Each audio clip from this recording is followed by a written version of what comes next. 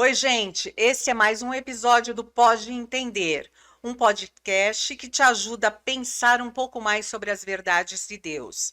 Eu sou Esther, na direção, produção e arte é o DE. E conosco também os nossos pastores. E aí, pastor Petrônio, tudo na correria aí? Tudo bem, graças a Deus. Tá na correria, mas a gente precisa de descansar, né? Nós vamos falar um pouquinho disso, né? Pastor Lindbergh, como está a sua semana? Uma certa vez eu escutei um jogador de futebol dando entrevista dizendo assim: perguntaram para ele se ele dormia entre um jogo e outro. Ele disse que não dormia não, porque tinha a eternidade toda para dormir. Olha só. Eita. Eita, ignorante, né? Nós temos que ter a eternidade aqui, descansando cada dia, como Isso aproveitando a aí. carona do professor Petrônio. Está tudo bem, tudo tranquilo. Costumo dizer que paz e saúde a gente toca em frente. Isso aí. Nós estamos na série Uma Regra para Viver, que está baseada nos 10 mandamentos. No domingo passado, o pastor falou sobre o mandamento 3 e 4, que é não tomarás o nome de Deus em vão, e ele dividiu em três movimentos esse mandamento: tomar, que é o verbo, o nome de Deus e em vão. O quarto mandamento é lembra do sábado para santificar. E por que nós devemos descansar? Isso vai dar muito o que falar, hein? Uhum. E aí eu quero iniciar com vocês fazendo a seguinte pergunta: sobre qual a importância do nome ou nomes de Deus? O que vocês falam pra gente? Quer começar, pastor? Não pode começar, meu pastor. Estou aqui a pensar. Bom, foi algo que eu cheguei a tocar rapidamente no sermão de domingo, que a gente tem um conteúdo muito profundo para lidar, mas o tempo é curto, então às vezes algumas questões realmente fica para o pode entender, né? Mas a questão do nome na escritura, inclusive eu falei no sermão, bem por cima, tá ligado à identidade e também uma descrição quase que característica do ser nomeado, né? Então, isso a gente está falando tanto do nome de uma cidade, de um lugar, ou o nome de uma pessoa mesmo. E a Bíblia conta histórias desse tipo, né? Que um lugar passou a se chamar ah, por exemplo, vai lá no monte quando Abraão vai sacrificar o seu filho Isaque e ele não sacrifica porque ali Deus proveu o cordeiro, aquele monte passa a ser chamado um lugar onde Deus proveu. Por quê? Porque foi o lugar onde Deus proveu. Então, essa descrição característica às vezes dá nome para as coisas. Então é importante a gente lembrar assim, como é que Deus se identifica, né? Como que Deus se nomeia? Você pega lá em Êxodo 3, quando Moisés pergunta, mas qual é o seu nome, né? Moisés pergunta para Deus e Deus diz, eu sou, né? Ou no seu modo mais exato do tempo que Deus fala ali, né? Eu sou o que sou, eu continuo sendo, eu serei o que serei. Essa coisa do ser autoexistente que Deus é. Né? Por quê? Porque Ele é Deus, né? Ele é tudo. E Cristo, inclusive, no Novo Testamento, vai dar muito mais sentido e significado para esse eu sou, né? Eu sou o caminho, a verdade e a vida, eu sou o pão, né?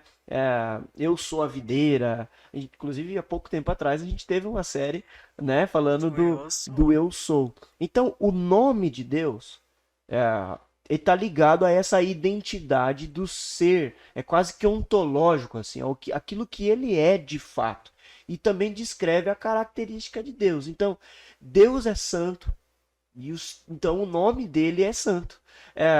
Deus é bom, então o nome dele é bom. Deus é amor, então o nome dele é amor. Então tudo que Deus tá implícito, está embutido no nome dele também, né? Bom, já deu para pensar um pouco aí, Pera um pastor? Eu, pouquinho, pastor. pois não. Pensa mais um pouquinho, nós vamos ver os vídeos que a gente gravou. Ah, E beleza. aí vocês também vão, Vai embasar vão mais ainda. Tá, então exatamente. beleza. Vamos lá? Fechou. Baseado na mensagem que a gente ouviu hoje de manhã. Como que você enxerga a importância de nós sermos representantes de Deus nessa terra, né? Como é que a gente pode fazer isso?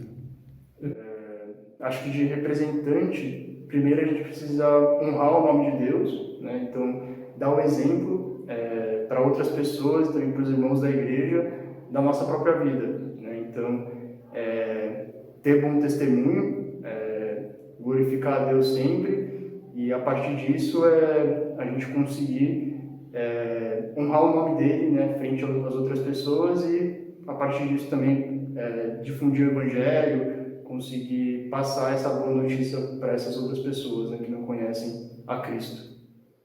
Em síntese, né, é viver uma vida onde a gente possa inserir, certo, a vontade, todos os aspectos da vida cristã unidos na presença de Jesus. Então, quando a gente tem essa concepção, né, de carregar o nome de Deus, a gente está englobando toda uma vida cristã. E eu entendi muito bem essa questão hoje, né? Falar do nome de Deus não é, aliás, colocar o nome de Deus em vão vai muito além de simplesmente pronunciá-lo sem querer. É seguir realmente a vontade dele, ou seja, é personalizar a vontade de Cristo em nós. Você vê essa importância, né, da gente carregar o nome de Deus. E foi dito que nós somos representantes de Deus, né, nesse mundo. Como, por exemplo, a gente pode representar a Deus nesse mundo? Vivendo uma vida totalmente separada, uma vida diante dos propósitos dele. É isso que ele quer, né? Quando a gente coloca-se na presença e colocando-se realmente vivendo a vida dele em nós, né? Eu penso mais ou menos nesse sentido. E tento realmente, o pastor colocou como um desafio no final da mensagem, né, que a gente tem que vivenciar uma coisa assim nessa semana, né? Então, a ideia é vivenciar Jesus acima de qualquer coisa. A gente acabou descobrindo que não é só você falar no nome de Deus em vão, mas é realmente você carregar Ele por onde você for, seja nas suas atitudes, principalmente você mostrar com a sua vida o que Cristo e o que Deus tem na sua vida, para que outras pessoas vejam em nós a palavra de Deus, o nome de Deus em nossas vidas. Importante para que não levemos o nome de Deus em vão, para que não sejamos pedra de tropeço. Nós, quando nos apresentamos como cristãos, nós levamos esse nome, nós portamos esse nome, que também é o significado desse tomar. A nossa questão é, como é que você faz para levar, para portar o nome de Deus no seu dia a dia? Ai, com uma responsabilidade enorme, né? Hoje, escutando, eu fiquei... Porque quando a gente escuta sobre tomar, às vezes não é tão profundo. E aí o pastor falando, demonstrando cada detalhe, então a gente consegue enxergar quanto é uma responsabilidade no seu dia a dia, assim, em tudo, na verdade, vamos colocar no meu dia a dia, em tudo eu tento conectar a Deus, né? Assim, o meu falar, minhas atitudes, meu amor pelo outro. Então, assim, em tudo eu tento conectar. As minhas conversas com as pessoas, às vezes não tão direcionadas, assim, algo muito, Jesus, mas é sutil. Algumas coisas assim eu tento lançar Jesus, sabe? De uma forma, sabendo que eu sou uma cópia dele. Então, é de grande importância. Então, a gente tem que ter muita responsabilidade. E aí, pastor Lindenberg? Ouvindo o pastor Petrônio, eu vou tomar emprestado o conceito dele, a questão ontológica. O nome, de fato, tem a ver com a origem do ser. Na cultura de Israel, o pastor Petrônio também mencionou, a importância do significado das palavras. Não tem nomes em vão. O que é Betel? O que é o Monte Sinai? Então, tudo tem seus significados. Então, Israel é um país rico, de uma linguagem, de uma cultura muito rica. Tudo tem seu significado. Já nós latinos, nem sempre a gente tem significado para tudo. A gente dá nome sem significado algum, junta nomes, faz separação de nomes. Mas a Bíblia foi toda escrita inicialmente em aramaico, principalmente o que nós estamos usando, que é o Antigo Testamento, hebraico e aramaico. Então você tem lá todas as palavras cheias de significados. Então, para tomar uma palavra daquela e que não seja em vão, eu tenho que conhecer o significado da palavra. Né? Senão, do ponto de vista ontológico, já, eu não diria leviano, mas de certa forma, muita inocência. Usar uma palavra sem ter conhecimento do significado dela. E isso é muito comum. Veja como nós temos isso muito forte em nós. É raro um brasileiro que não diga Deus me guarde, se Deus quiser. Deus abençoe. Vai com É. Deus, fique com Deus. Então, você sabe o significado disso para estar dizendo? Não sabe. A maioria também não sabe mesmo o que significa isso. Então, de fato, se nós não tivermos uma responsabilidade de ensinar, o bom é que Deus diz que não leva em conta o tempo da ignorância. Então, quem Mas fala... a gente não está mais na ignorância. Mas nós não, mas, Mas tem tem muita as gente pessoas, que não né? sabe nem o que é Deus e diz graças a Deus. Se Verdade. Deus quiser, né? Ele aponta para uma essência. Aí eu vou lembrar de algumas experiências que talvez nos ajudem a entender esse brasileirismo tão cristão e sem cristianismo algum, né? Sem Cristo, Sem Cristo. sem né? Cristo, né? Então a gente observa. Eu lembro-me de um caso, de um trabalho em 2002, que nós fomos para o interior da Bahia, uma cidadezinha pequenina, divisa entre um lado era Minas, o outro Goiás, o outro Bahia. Ficamos ali no entroncamento. E com os alunos visitando as casas da região rural. Chegamos numa casa que tem em média 5 a 6 crianças. E aí nós queríamos conhecer. A mãe disse, eu vou chamar. Menino! Aí veio o primeiro. Menino, veio o segundo. Menino, veio o terceiro. Tem nome, não, né? Como é que ele sabe quem é quem? Porque vê o maior, o menor, vê tudo misturado. Falta um, aí chamou. Eram assim, entonações, provavelmente, né? Aí nós perguntamos, não tem nome? Ela disse, eu não registrei ainda, é muito difícil sair daqui e tal. Tá ninguém registrado, não. Mas se ela fosse registrar aqui, o nome seria? Ah, não pensei, não. Caramba. Não tinha nome. A pessoa existe, mas não pessoa tem nome. existe. Então, é esse o aspecto. Quer dizer, o nome é para falar, como saíram aí nos vídeos, né? Da identidade da pessoa, das características das pessoas, né? E quando você diz Deus, a característica de Deus está implícita no seu nome. Ele é, nos seus conceitos apresentados, todos eles abstratos. Amor, luz, bondade. Então, é exatamente o retrato de Deus. Porque ninguém vê a Deus. Deus é espírito. Então, veja, os conceitos dele não negam ele. Uhum. Mas também não nos põe na palma da mão que eu domine para dizer é o morro, é uma água. Não, ele é uma essência abstrata mesmo. Que de repente aquela pessoa que diz, ó Deus, talvez seja igual àquela mulher que diz, ó menino. E a entonação dela, o menino atende. Na entonação daquele que diz, ó Deus, Deus atende. Então talvez, essa é uma relação muito bonita. Porque Deus não vai exigir que eu conheça hebraico para conhecer ele. Uhum. Né? Ou a língua de qualquer outra nação. Se eu vou chamar de Yahvé ou Yehová. Ou Elohim ou Jeová. Eu lembro até que uma vez, quando eu estive em Belo Horizonte, encontrei um testemunha de Jeová. E naquela discussão eu disse para ele que não existia testemunha de Jeová e fui usar o hebraico que eu sabia, a ignorância da minha parte. Mas deveria ter tratado de outro jeito, porque eu digo... E se ele chama Jeová e Deus atende? Não compete a mim. Porque a essência dele é o que nós temos, como diz o Senso Divinitas de Calvino, é a essência dele que nós temos.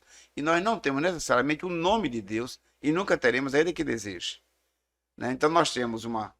Eu vi a palavra várias vezes apresentando aí nos entrevistados, a representação. Mas a palavra tomar é muito mais forte. Ela diz mais, eu tomei no sentido de assumir uma responsabilidade. Eu me apossei desse nome, eu tenho que honrar esse nome. Eu tomei emprestado para honrar o que eu tomei emprestado. Então, a palavra tomar é muito forte. Não tome o nome do teu Deus em vão. Se você não sabe o que é, nesse sentido do conceito, é melhor saber. Se você não sabe, e você ainda está a saber, o que é interessante é que você, nessa entonação de ó Deus, ele te escuta na linguagem mais abstrata possível, conforme ele é. Agora, usar o nome, dizer eu sou de Deus, exige muito mais, né? Porque quando as pessoas vão te ver, eu vou dizer, bom, Estel é uma mulher de Deus. Olha só quando é que as pessoas dizem isso. Pastor Petrônio é um homem de Deus, Estel é uma mulher de Deus. Quando você faz algo bom, você diz uma atrocidade, uma ignorância para alguém, nossa, essa é uma mulher de Deus, vai dizer o contrário. Nossa, era uma mulher de Deus. Ou então vai usar aquela ironia de dizer, e ainda diz que é uma mulher. E ainda diz que é uma mulher de Deus. Não bate. O senso comum não assimila um Deus que não seja bom. Quer dizer, então todo mundo sabe que Deus é bom, né? Por Que isso, Deus é, pelo menos É. pressupõe, né? Que Deus é Amor. amor, que Deus é justiça, que Deus é bom. isso é curioso, porque né, tudo bem que hoje tem muitas igrejas ensinam isso, tudo, mas é tão curioso você dizer que a pessoa já liga Deus ao que é bom, ainda que nunca tenha botado um pé numa igreja. Ele não vai dizer, vai Mal. desejar o mal em nome de Deus. Ou seja, já está intrínseco na ideia, no nome, na identidade de Deus, que ele é um ser bom. Eu sei que é muito polêmico isso, né? Eu ouvi o sermão, desta vez eu ouvi, pastor. E eu fiquei pensando numa coisa que é tão polêmica, mas eu vou tocar nele aqui. Eu recordo na minha época que estudava outras religiões. E eu lembro de ler isso. Não foi ninguém que me disse, nem eu que deduzi. Eu li que tinha sessões onde as pessoas encomendavam a morte de outro, em determinadas religiões. E aí eu fiquei com esse pensamento. Eu digo, mas qual é o Deus que mata o outro? Uhum. Por isso que muitas vezes a gente diz que determinadas religiões não são de Deus. Não é necessariamente porque é de outra cultura, de outro país, mas é porque não dá Ela para o nega senso o comum. caráter Ela de nega Deus. o caráter de Deus. Então não dá para o senso comum admitir que há um Deus que vai matar uma pessoa porque eu preparei tudo para que Deus matasse. Deus atendeu o meu pedido. Deus, mata fulano. Quer dizer, não cabe no senso comum admitir que Deus faça isso. Uhum. Então quando a gente diz, mesmo que não seja uma pessoa conhecedora de teologia ou de outras religiões, quando diz determinadas religiões não são de Deus, eu acho que esses são os aspectos que podem nos trazer uns certos elementos para entender. Não é de Deus, não porque não é a minha, mas porque uma religião que é de Deus não mata. Mais ou menos essa linha aqui. O nome dele não representa a morte. O nome dele representa a vida. Então, qualquer atitude religiosa que não seja a favor da vida, eu posso questionar essa religião por causa do nome de Deus que eu tomei para mim. Isso, inclusive, é uma ótima introdução para o sermão do próximo domingo, que o mandamento não matarás. Nem Já tinha tá. associado, mas cabe bem mesmo. Cabe bem mesmo. E esse verbo tomar que vocês estão falando, que é tão forte, né? Que no dicionário diz que é levar, agarrar, Uhum. carregar, usar. Isso.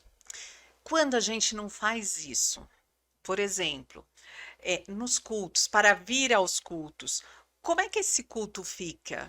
Dá uma luz aqui pra gente. É igual eu falei no sermão, né? O grande desafio do mandamento, a responsabilidade que ele põe para nós, não está simplesmente no verbo carregar, porque o carregar por si só, o povo de Deus já carrega. Deus diz, vocês serão o meu povo. Quer dizer, todo mundo vai olhar para vocês e já estão esperando que vocês representem a mim. Ser de santos porque eu sou santo. Então, assim, seus vizinhos sabem que você é crente, o pessoal lá do seu trabalho sabe que você é crente. Você carrega. Você querendo ou não, estão olhando para você esperando essa característica de homem de Deus, de mulher de Deus.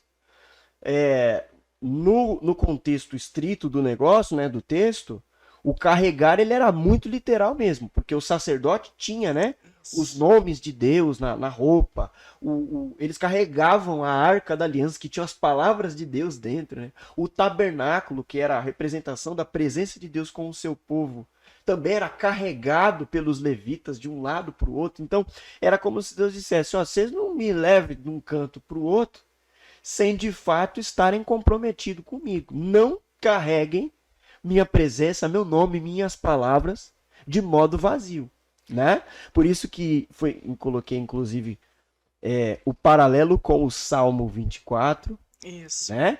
Que no hebraico está com os mesmos verbos, traduziu-se diferente, né?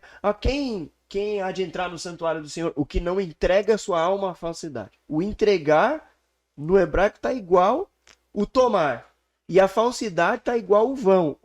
E aí o paralelo se encaixa. Então, o que é tomar o nome de Deus em vão? Viver falsamente. Viver como um hipócrita. É o que Jesus disse. Vocês me honram com os lábios, mas o coração está longe de mim. Então, nós fomos batizados em nome do Pai, do Filho e do Espírito Santo.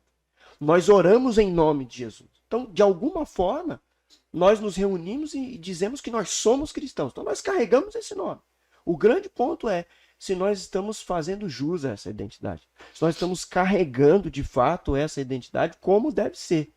Se está sendo um carregamento, por assim dizer, fútil, sem o Consciência. devido apreço, sem o devido temor, né? Se realmente nós carregamos, não em vão, mas de verdade, Sem portamos falsidade. mesmo, sem falsidade, sem hipocrisia, né? Eu acho que esse é o grande cutuco, sabe? Que a gente tem que estar desse consciente mandamento. nessa nossa Consciente, peregrinação, né? Como exatamente. eles tinham que estar Eu conscientes, sou povo nós de também, Deus, né? então eu preciso viver como alguém que carrega o nome desse Deus, que é vida, que é bondade, que é amor. Não é só sobre saber pronunciar corretamente ou incorretamente, mas é viver coerentemente com Mesmo o caráter desse Deus. mesmo porque as pessoas vão perguntar, né? Quem é esse Deus? Por que você vive assim? Como é que você... Porque, né? Elas vão te questionar. Então, quer dizer, nós temos que carregar e também saber dizer quem é esse Deus, né? Veja, o povo de Israel, eles tinham essa simbologia toda que o pastor Petrônio colocou, mas é curioso que Deus nunca se materializou, né? Como é que você carrega um espírito? Uhum. Ou você assimila o conceito, ou você vai fazer o que depois Jesus Cristo tanto reclamou. E aí nós, às vezes, vemos como hoje muitas religiões fazem isso. Pegam o andor, colocam a imagem e ali estão carregando o símbolo da fé, literalmente, né? E aquilo, eu lembro-me que isto era uma honraria a pessoa que era escolhida para carregar o andor com a imagem em cima. Os judeus carregavam a arca, faziam aquela solenidade toda, e não tinha Deus nenhum personificado, era um espírito. Você vê a simbologia, né? As duas aves e ali o vazio, o abstrato. Aquele abstrato é Deus. Mas cadê o peso dali? Não tem peso nenhum. É interessante você observar isso, né? Como estudar a relação com Deus é muito mais profundo do que a gente imagina. Os cultos nossos, cultos que prezam para explicar a palavra, como a gente faz, é um aperitivo apenas. Não dá para a gente esgotar o assunto na mensagem. Eu escutando o sermão, digo, a gente fica na periferia de uma coisa tão profunda. Né? Porque como é que você carrega o que você não vê? Aí depois vai explicar isso o conceito de fé, né? Você carrega o que você não vê, não tem peso, você põe no ombro e leva. Não é interessante isso? Olha a força que isso tem para nós, né? Então eu quero entender que o conceito de Deus ele está se tornando cada vez mais abstrato e isso não é negar a Deus, é se aproximar da essência. Por isso que eu entendo uma fala de Jesus. Quanto mais vocês avançarem, que vai significar mais próximo da volta de Cristo, menos fé vocês terão. Porque mais abstrato vai se tornando.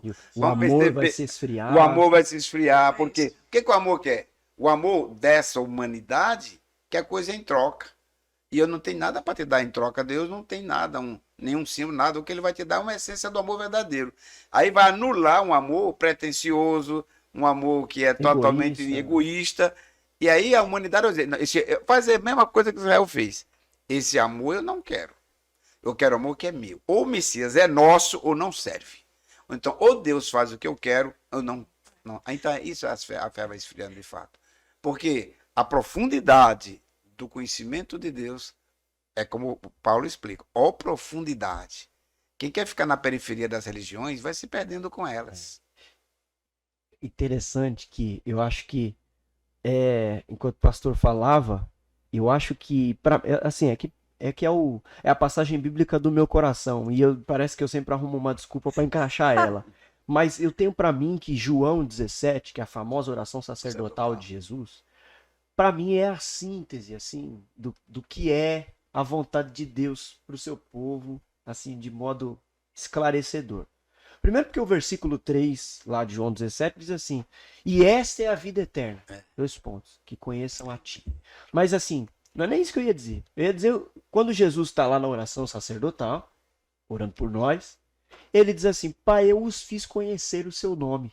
Como é que Jesus fez o nome de Deus ser conhecido? Porque, assim, o evangelho de João é uma coisa maravilhosa. Ele começa o evangelho, né, dizendo que Jesus é o verbo, é de Deus encarnado, e o verbo se fez carne, habitou entre nós. Ele diz assim: e nós vimos a sua glória. O unigênito do Pai é que revelou. Então, ele está dizendo assim, ó, Jesus fez o abstrato se tornar visível, se fez carne, se fez matéria.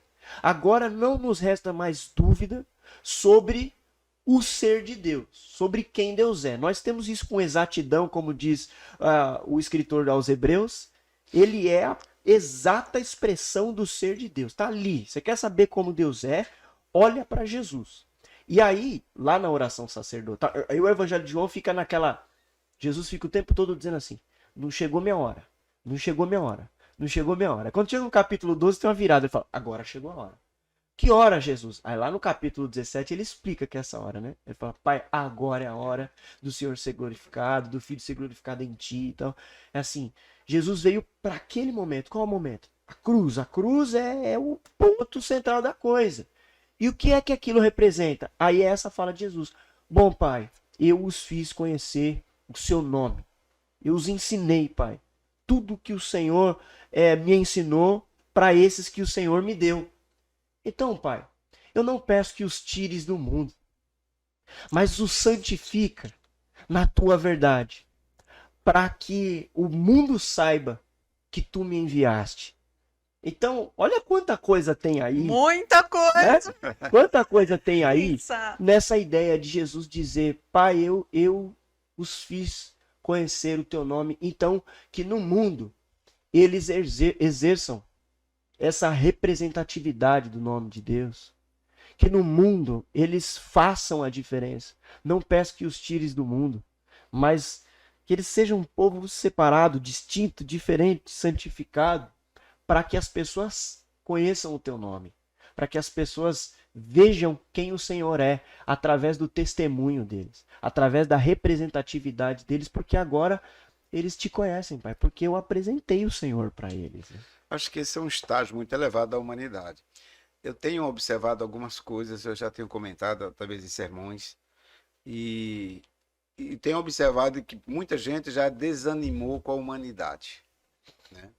E uma das coisas que me chama muita atenção, recentemente, foi os 40 anos do Sebastião Salgado. Ele fez um documentário muito bonito, e ele é um cara que é inspirado demais para fotografar o sofrimento que os humanos causam aos humanos. Uhum. Ele não pega catástrofe por catástrofe, pega catástrofe onde o humano é bem identificado como responsável por ela. E ele, nos 40 anos, ou seja, 40 anos de vida fotografando, ele termina a sua caminhada dizendo assim, não dá para acreditar na humanidade. Por isso, quando eu vejo falar tanto de uma efervescência religiosa, hoje a religião está em moda, ou para aceitar ou para negar, mais do que nunca. E o que mais a gente procura explicar hoje, quando estamos falando de religião, é compreender a religião do outro. Mas não é por medo da religião dele. É porque eu quero que ele tenha o tempo suficiente para entender o que é a religião dele. Eu preciso desse tempo. Eu entendo que esse tempo que Deus nos dá, para a gente dialogar sobre ele, para chegar num estado desse. Como é que você vai entender que Jesus Cristo é a síntese de Deus na Terra? Porque sem Cristo nós nunca vamos ver essa abstração tão distante. Aí vamos fazer o quê? As imagens mesmo. Nós vamos fazer coisa para carregar. Porque eu não consigo ser o representante dele. Receber essa outorga, dizer, ide até os confins do mundo e diz o que eu fiz por ti. Então, essa outorga está muito pesada para o ser humano que não nasceu de novo. Eu acredito que agora o filtro é esse. Talvez eu diga agora por causa da ênfase, mas isso sempre foi assim. Ou seja, quando Cristo chega para o judeu, chefe, Nicodemos, e diz para ele, você não vai entender. Você imagina você dizer isso para um papa? Pois. Você não vai entender. Você é mestre em Israel e não você entende essas coisas. Você não vai entender. Olha, até hoje, muitos mestres não entendem o que o pastor acabou de dizer que está lá em João 17. Cristo diz, agora eles te conhecem. Ou seja, se não passar por Cristo, como é que vai conhecer a Deus? Não vai conhecer. Ainda que chame o nome de Deus. Aí está o nome de Deus em vão. Não é blasfêmia. Veja, o ser em vão não é blasfêmia. Por quê?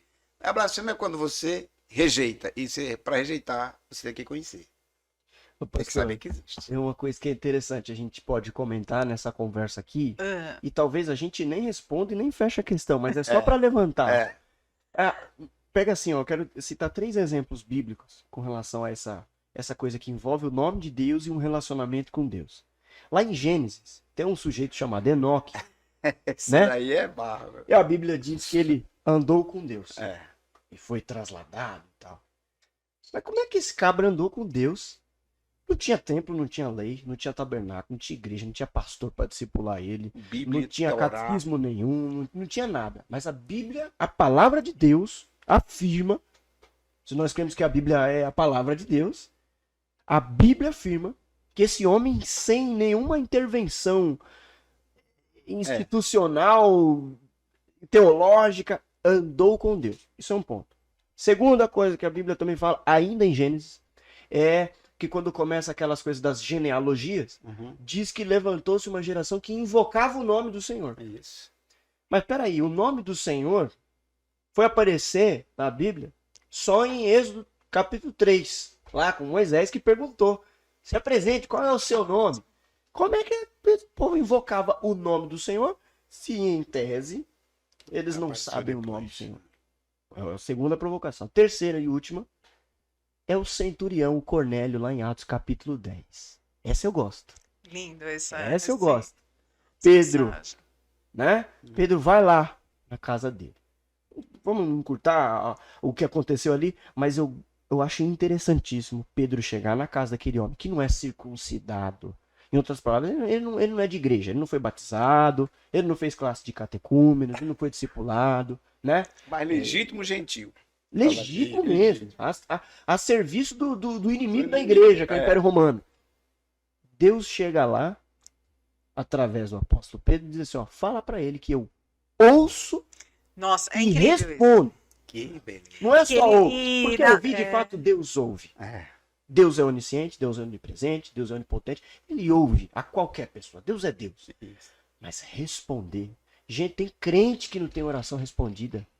E aquele homem. Tem crente que não tem oração respondida. Gente que sabe, entre aspas, o nome certo de Deus. Mas aquele homem, talvez ignorante teologicamente falando, Deus disse, eu ouço e respondo. E como prova disso, te trouxe aqui, Pedro.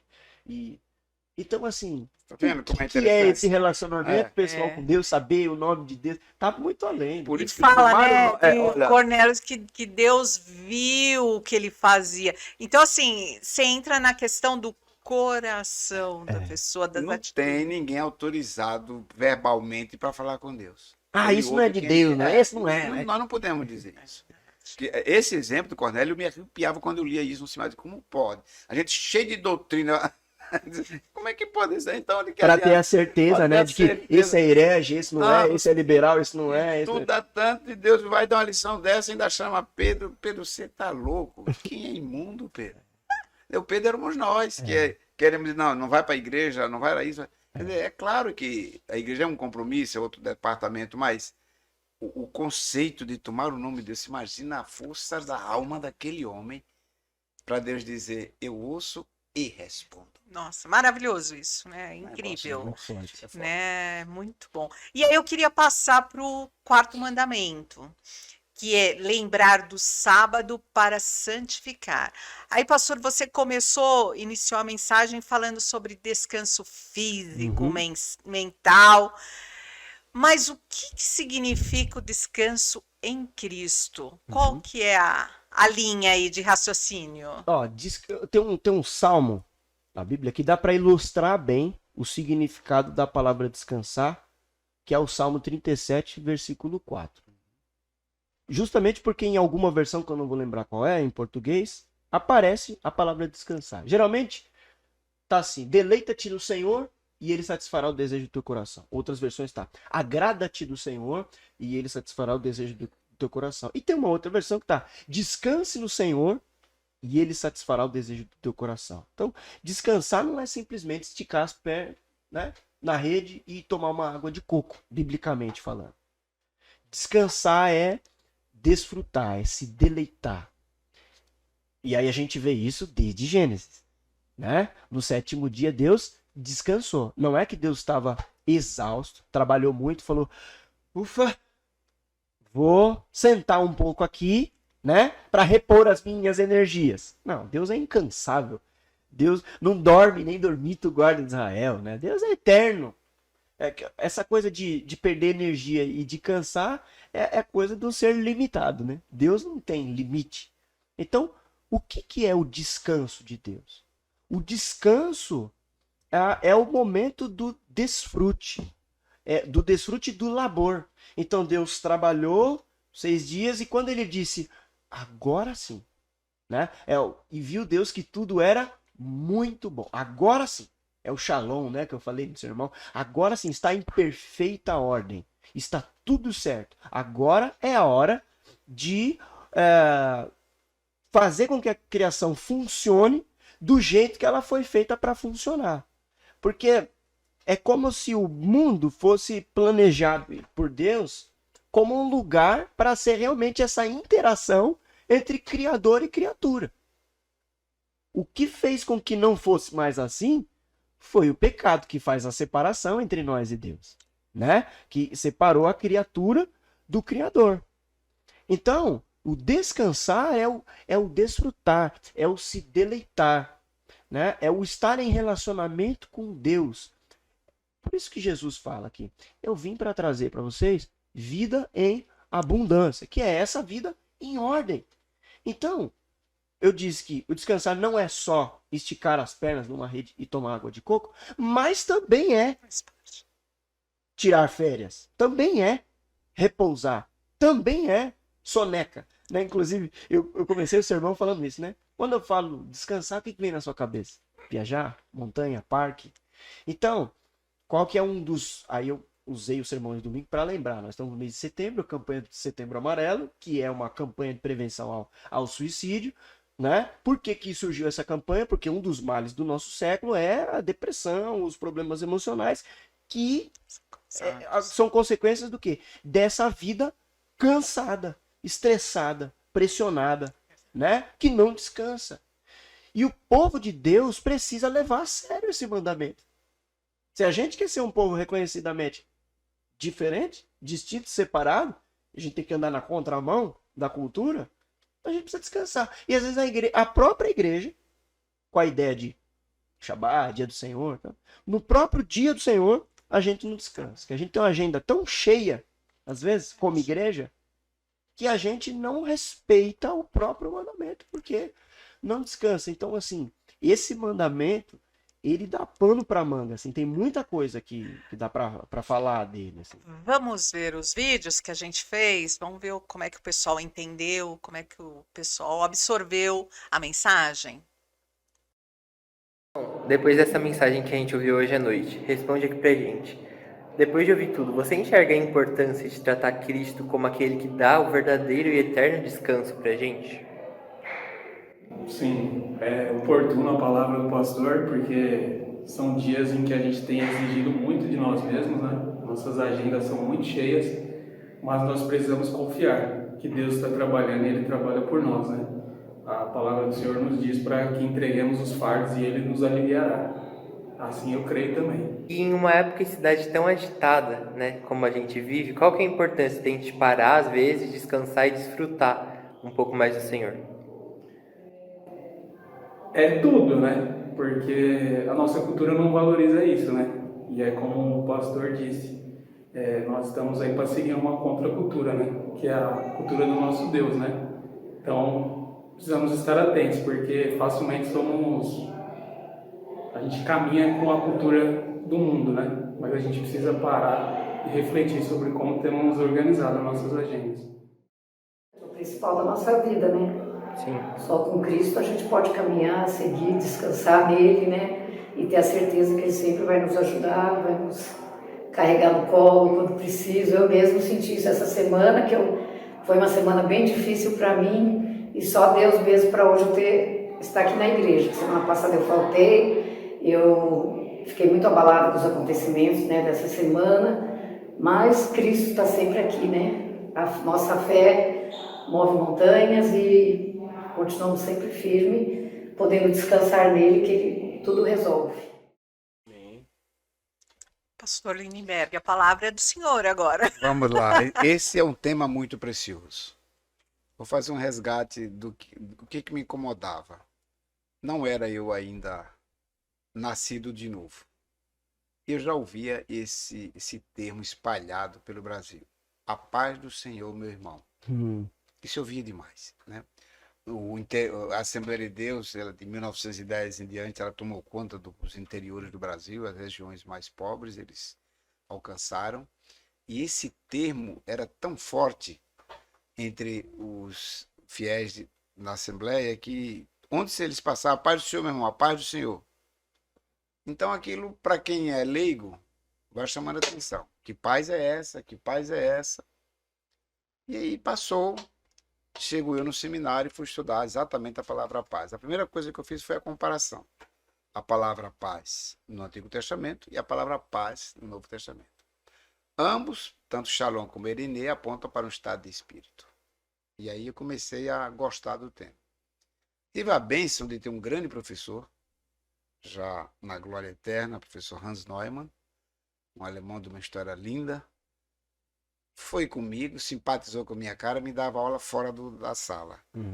Eu era muito difícil de aprender hebraico. Não só eu, mas talvez eu tinha mais dificuldade. E ele me ajudava. Eu passava a tarde lá na sala dele, na casa dele. E ele me sentava ali e dava umas aulas a mais. E uma delas foi sobre Shalom. Então isso marcou muito. Ele pegou a palavra Shalom, falava muito bem outros idiomas, ele leu um texto todo em hebraico e ele desenhou, né? Ele era um desenho praticamente, a palavra Shalom. E desenhou a palavra pão. Meu Deus do céu, aí ele foi... Aqueles desenhos dele, muito criterioso, um homem... A saúde já um pouco debilitada, era muito, muito forte. Aí ele disse, olha, tira o radical de Shalom e tira o radical de pão, é o mesmo radical. Ou seja, a mesma raiz. Mesma raiz. Aí ele ficava me provocando, mas não alcançava muito o que ele dizia, a maturidade, a espiritualidade dele eu não alcançava. Era um aluno muito novo, muito inseguro. Mas e aí, como eu não concluí, ele concluiu. Ele disse, sem pão não tem paz. É isso que Deus está nos dizendo. Porque aí essa palavra que eu dei no primeiro momento, foi lembrando dele. Eles, para Israel, com quem Deus falou, e a linguagem do povo de Israel que usou é porque é uma linguagem cheia de significados e Deus não perde tempo em nos ensinar. Eu lembro demais disso. Então, as palavras em hebraico têm um significado muito profundo. Nunca perca tempo. Estude as palavras. E aí, essas duas palavras, para mim, respondem o que é paz. Então, se você tirar o pão de uma pessoa, o pão físico, o pão espiritual, essa pessoa não tem paz. Por isso que é tão importante entender Jesus no Novo Testamento, dizer eu sou o pão. Exato, ele eu sou o pão e ele é o príncipe da paz. Então foi para mim assim acolhedor, digo, nossa, além do carinho dele, a profundidade que ele me levou a esse tema. E de lá para cá eu procurei trabalhar muito essa verdade. E quando o pastor falou das muitas versões, eu lembrei dessa e olhei aqui, tinha ela aqui. Eu estava procurando aqui no celular, mas nós temos ela aqui, que é do mundo cristão. Olha só. A Nova Bíblia Viva. Na época de seminário, eu era tão exigente, eu não gostava dessa história de Bíblia Viva, Bíblia morta. Não, Bíblia é Bíblia e tal. Bíblia na linguagem de hoje também não quero e tal. Hoje não, hoje eu já estou mais entendendo que essas coisas nos ajudam. São ferramentas, né? E olha o que diz essa ferramenta. 37:4, que foi o texto que o pastor usou.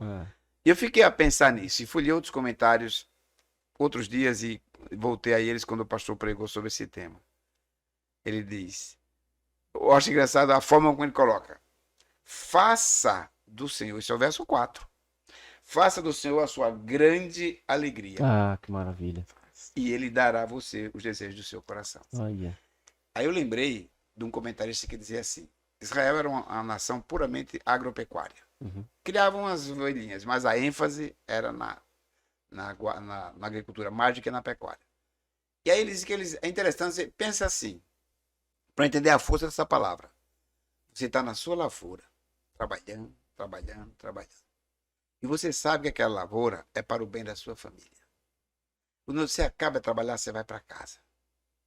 Você chega em casa feliz e não chega resmungando porque passou o dia trabalhando.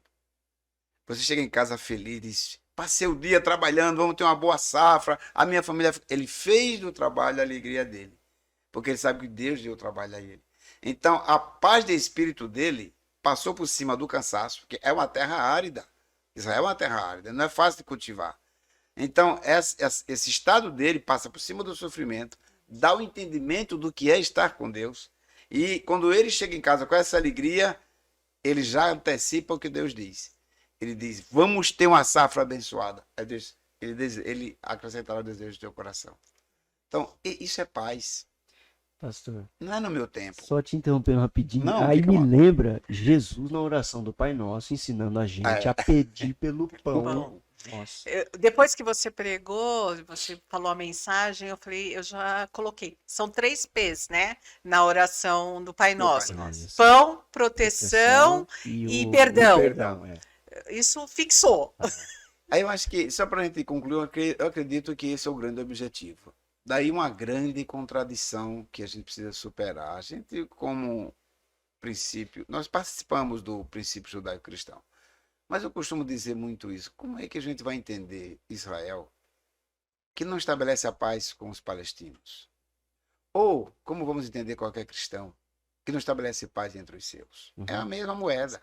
Então não dá para falar do judeu quando a gente faz coisa semelhante. Não dá para imaginar uma pessoa que toma, vou usar os dois agora, toma o nome de Deus, ao tomar, e até eu ia comentar isso no outro bloco, mas vai fazer parte aqui. Eu lembro de quando eu tinha asma, criança, e aquela crise batia. Dos 3 irmãos, eu fui o que tive mais fraco. Aquela crise batia e minha mãe chegava com remédio, era um alívio. Eu tomava o remédio, passava. Coisa boa, né? Então imagino que é você tomar o nome de Deus nas horas mais difíceis. Quando Cristo diz, tudo que pedir, faz em meu nome. Faz em meu nome. Então, ó Deus, em nome de Cristo. Isso tem uma força.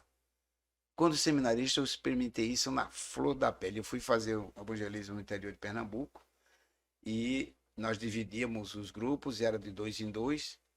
E nesse caso, a gente estava chegando no fim da tarde, aí nós dividimos os 2 para ver se dava conta da tarefa. Tinha mais 2 casas. Aí o Leonardo, que estava comigo, foi na casa da frente, eu fiquei na primeira casa.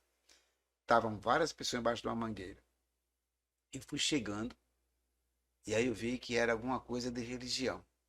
E tinha alguém falando diferente. Aí quando eu vi, alguém disse assim, o que você quer aqui? Eu não lembro quem era a pessoa. Aí eu disse, eu vim falar do nome de Jesus. A essa pessoa que estava no meio, aqui não é seu lugar. Aí eu lembro que eu fiquei muito emocionado e com medo, né? Eu não tinha tanta segurança. Mas ali, mais do que nunca, eu disse, em nome de Jesus, é isso que eu vim falar. Você já pensou o que é a certeza de falar o nome dele? Né? Isso é tomar o nome. Ele é meu escudo. Eu não estou aqui porque eu sou Lindbergh, né? Eu estou aqui porque é o nome dele que eu quero dizer. Se você não quiser, tudo bem. Poder autoritativo que esse nome esse nome tem, porque imagina a coragem de dizer isso, né? A coragem que não era do meu saber, não era da minha força. Eu entendo que é esse nome da paz. Depois disso, passaram-se muitos anos, eu estava numa situação muito difícil, uma crise muito aguda, e eu lembro que eu dormi quando fui orar e disse, Senhor Jesus, eu sei que, Senhor Deus, eu sei que em nome de Jesus tu vai me dar a noite para dormir, vai me conceder. Em horas diversas, esse nome opera na vida da gente. Então, acredito que quando diz que Cristo, ele é o príncipe da paz, ele nos conduz a esse estado de paz. Ele não traz outra vida. A maior vitória é essa. Porque salvo já fomos nele, a outra condução nele, quando ele diz assim, é interessante que foi colocado também há pouco tempo, não tire do mundo. Ora, se ele não tira do mundo, é porque ele vai me dar as condições de viver nesse mundo de tanta aflição. E aí eu digo, não dá para entender um cristão que não se recolha, que não busca essa paz e que não encontre. E assim, né?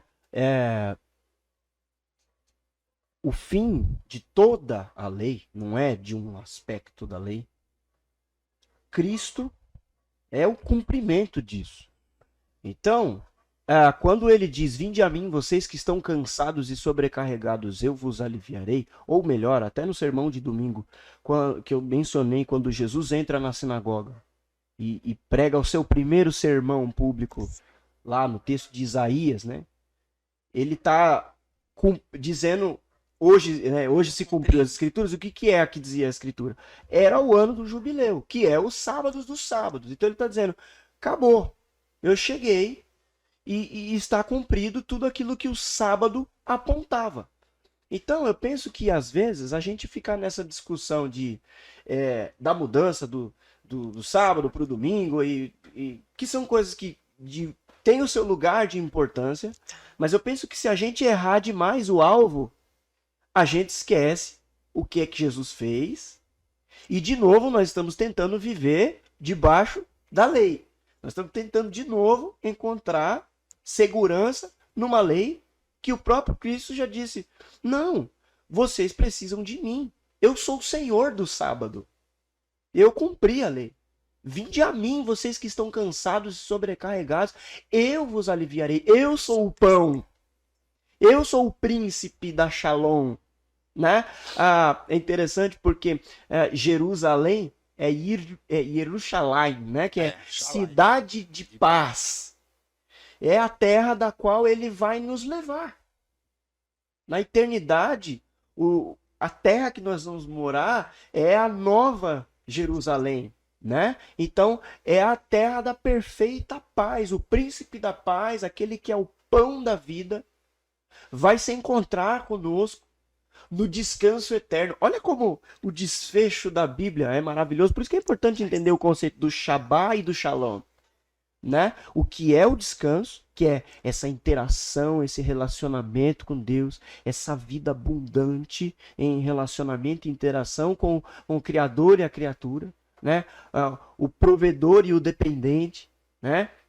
E essa paz, né, que é resultante desse relacionamento, que é esse estado de perfeita ordem, é tudo muito bom lá de Gênesis 1, que é o mundo que Deus fez para ser do jeito que Deus fez para ser, entendeu? E é muito interessante que em Gálatas 5, o fruto do Espírito, quais são os 3 primeiros? Exatamente. Amor, alegria e paz. É o que a gente tem. Romanos, Paulo fala, né?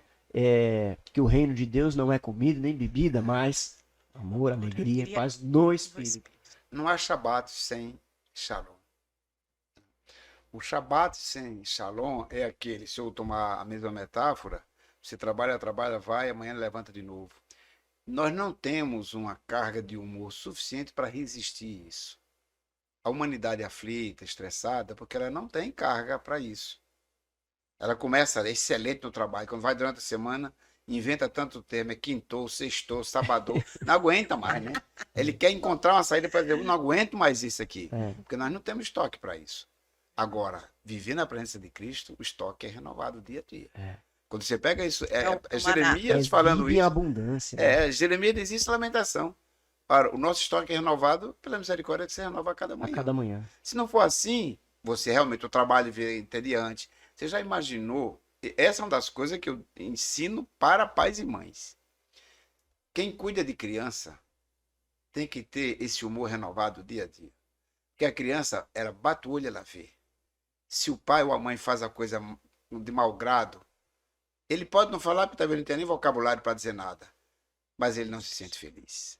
A criança é infeliz. Tem técnicas no curso que a gente usa de cuidados humanos, que a gente encontra uma pessoa, uma criança, sobretudo criança ou idoso, mas a gente trabalha mais com criança, que você bate o olho na criança, você vê a infelicidade da criança nos olhos. Ou seja, ele não é aquele que, quando você chega e pergunta: cadê sua mãe? Essa é uma pergunta-chave. Está ali. Ou então: mãe! Corre e vai chamar a mãe. Você vê a diferença enorme de uma criança para outra. E olha só por que ela teve essa atitude. Né? Porque a mãe, às vezes, não percebe e desagrada. O pai, do mesmo jeito. Então a gente tem que ter tanto cuidado que ela tem um sensor. A criança tem um sensor incrível. É Deus que nos dá essa capacidade. Então ela tem um sensor e ela revela isso. A criança é sincera. Por isso ele diz: seja como uma criança. A criança revela na hora esse sofrimento. Então, quando o trabalho para você é um peso, você descarrega na família, cadê o Shalom? O senhor disse: não há Shabá sem Shalom, Isso, né? E acho que o contrário também. Também. Não há Shalom sem Shabá, porque Paulo, lá em Romanos 5, diz que agora nós temos paz com Deus, porque Jesus nos justificou. Né? O que é essa justificação?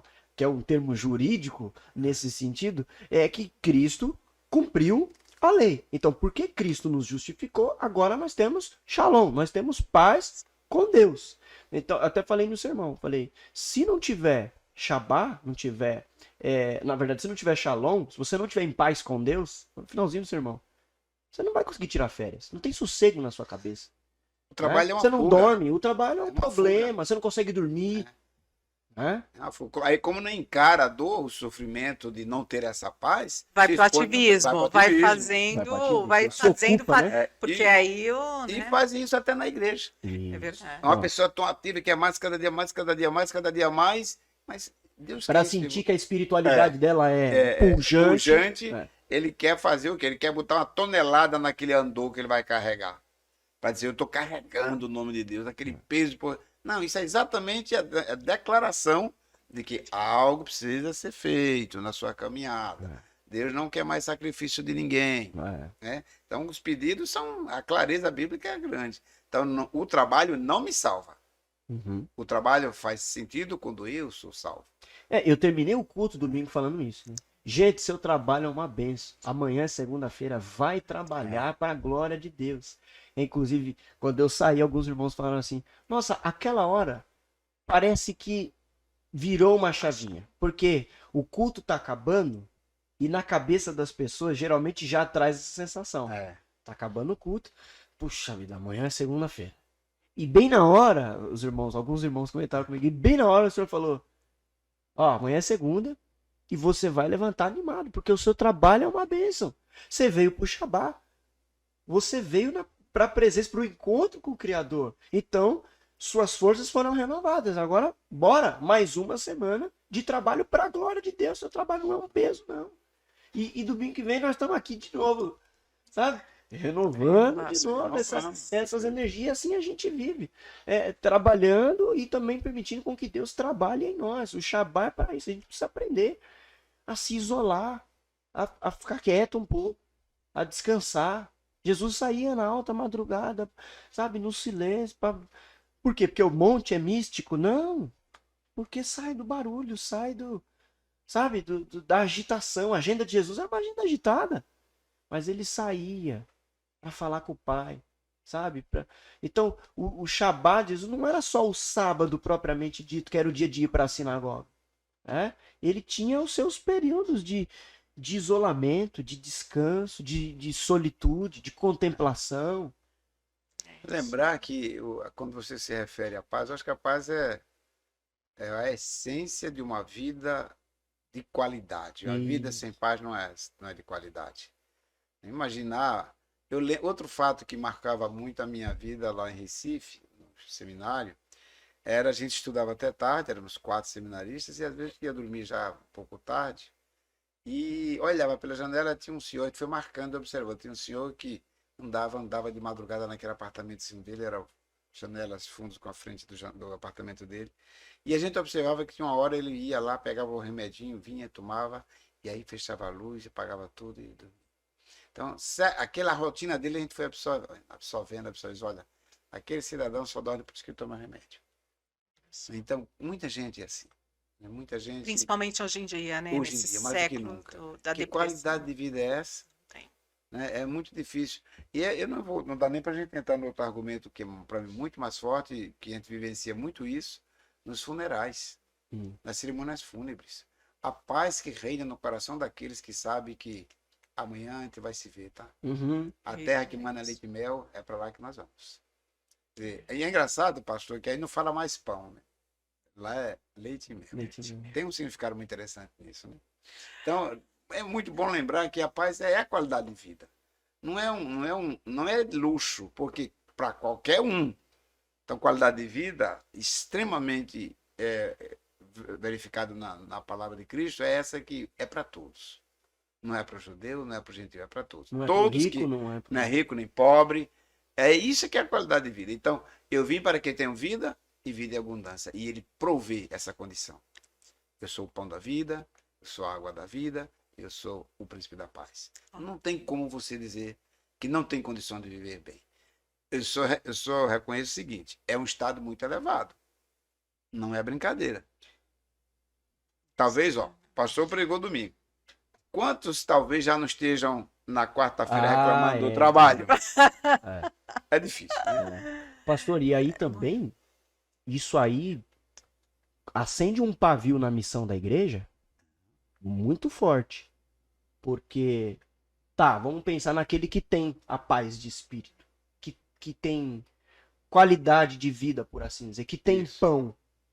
Esse sujeito tinha que estar inquieto com o que não tem, Exato.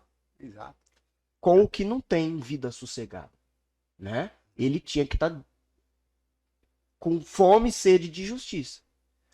O reino de Deus tenta equilibrar essa shalom dessa forma. O shalom é o reino do príncipe da shalom, paz, do isso. príncipe da paz. Exato. Então, se essa paz desse reino é essa paz do pão, da vida abundante, é para essa tenda ir para mais longe. Então, se tem gente sem pão, assim como o Pai me enviou, eu os envio. A missão da igreja é essa. Claríssimo. muito longe. Então, Shabá não é só para vir para a igreja no domingo. Entende? O dia do Senhor que Jesus leu lá, Isaías está dizendo, ele me ungiu para fazer o cego enxergar, fazer o manco andar, libertar o escravo, né? Anunciar boas novas ao pobre. E aí a gente ia ter que fazer um outro podcast. podcast. Outro pode entender, porque vocês ficam soltos. Eu fico aqui querendo perguntar mais, mas a gente tem um tempo Que já estouramos. que já estouramos exatamente para poder finalizar esse episódio. E aí eu quero colocar para o pastor que o próximo é Não Matarás, é isso? É o honra teu pai e tua mãe e o não matarás. Não matarás. Já são os mandamentos horizontais do nosso próximo, daquilo que a gente tem que viver em relação ao nosso próximo, né? Ok, então, gente, não deixe de ouvir e de ver não somente os episódios, esse episódio do Pode Entender, mas também as mensagens para vocês poderem acompanhar o que está acontecendo e aí aprendendo cada vez mais. Vão lá nas nossas redes sociais. Se você não é cristão, se você não é evangélico, se você não faz parte de uma igreja, você pode procurar uma igreja. Nós indicamos a igreja presbiteriana, é claro. Nós estamos aqui. Que nós estamos aqui também na Zona Leste, se vocês quiserem. E também, se vocês tiverem questões que vocês não entenderam, talvez nosso vocabulário, talvez alguma fala que não ficou correta na sua cabeça, você também pode mandar a sua pergunta, a sua dúvida. E espero o próximo episódio do Pode Entender. Tchau, pastor Lindbergh. Tchau, muito obrigado. Uma boa oportunidade de avançar nesses conhecimentos. Pastor Petrônio. Obrigado. A gente citou o Salmo 37, versículo 4. Eu vou citar o versículo seguinte. Entrega seu caminho ao Senhor, confia nele e o mais ele fará. Amém. Tchau, gente. Tchau. Até o próximo episódio. Abraço.